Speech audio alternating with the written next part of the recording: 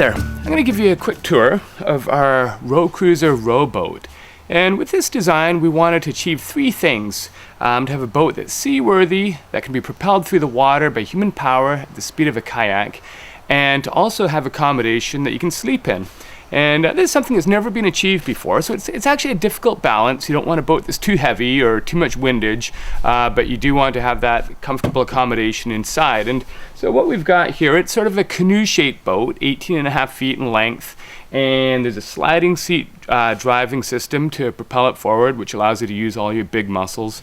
And the sleeping cabin is right under where I'm sitting here. It provides remarkably comfortable accommodation. It's long enough to fully stretch out in, and it also has a lid that goes over the top to give you completely weather-tight accommodation. Now the boat is created from 5 watertight compartments to provide full seaworthiness, so even if one is compromised, it's still going to float.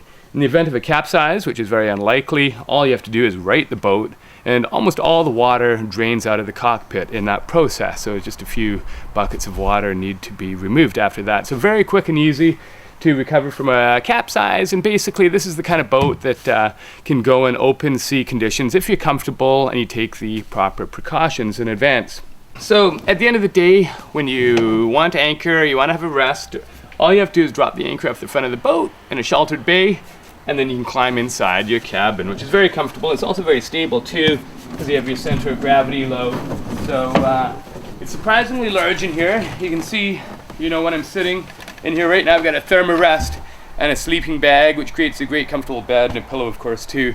And but you can just, you'll sleep so well. It's like a baby in a rocker. The boat gently will rock at nighttime, and you can just climb right inside the cabin. Oh, so nice, so comfortable. Okay, so you can see I've fixed all the sailing gear, the amas, the akas, the sails, rudder, and is now basically a very fun boat. I'll just show you all the different components we have.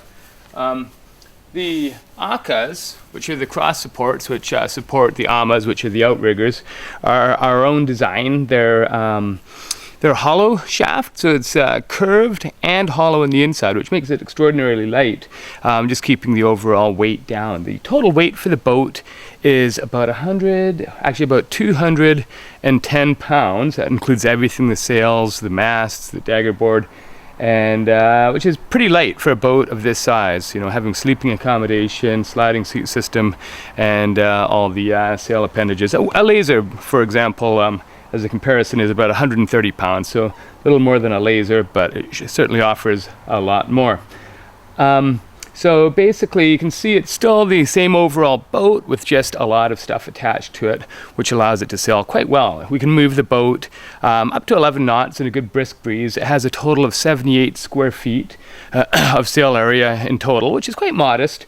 It's nice. It makes it an easy boat to sail. For people who are interested in higher performance, you can put bigger sails on, but it does make it more complex. So we wouldn't recommend it. The other thing that we really were striving to do with this boat is to make it inexpensive. So with our kits, we provide all the plywood wood components to make the structural part of the boat, and for the sails and all the other hardware, we just direct you to the relevant third-party sources. And these sails, as an example, you think of a catch rig being expensive because it's got 2 sails. They're actually $178 each, very high quality Dacron. One of them does need to be trimmed down a bit to make the catch sail, so that costs a little bit more. But overall, it's quite a reasonable price to create this very sexy, fast boat, and super fun. It's such a unique boat when you're sailing. People are always checking it out. I've never seen anything like it before. And as you can see, the amas are shorter, and they've been designed to be short, to be lightweight. It allows them to be packed inside the cabin when you're trailering it, which makes it much easier.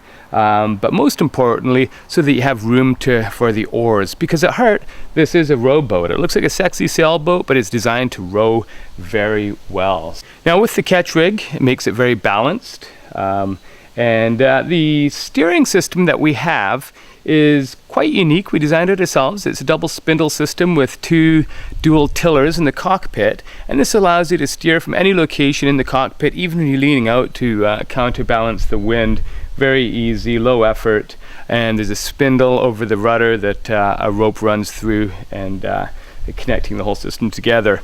The sliding seat system is completely out of the way of the sails, so you can row while you're sailing. It's very nice doing that. If you have light winds, all the other sailboats are crawling along, you can augment your speed with a little bit of human power, get some exercise too, or if the winds drop altogether, you can keep going at 3.5, 4 knots, which is lovely. It is a light boat, which does allow you to move it quickly by human power.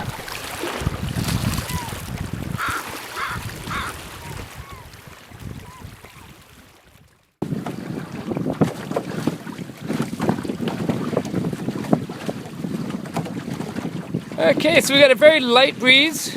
We're moving between 5 and 6 knots.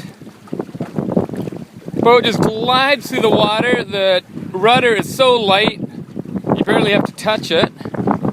And the boat is just cooking along with very little wind. I'm out by myself today. Sort of the maiden voyage. Took it out once before, but now it's all painted and done all the little tweakings, and it feels fast. It's lovely.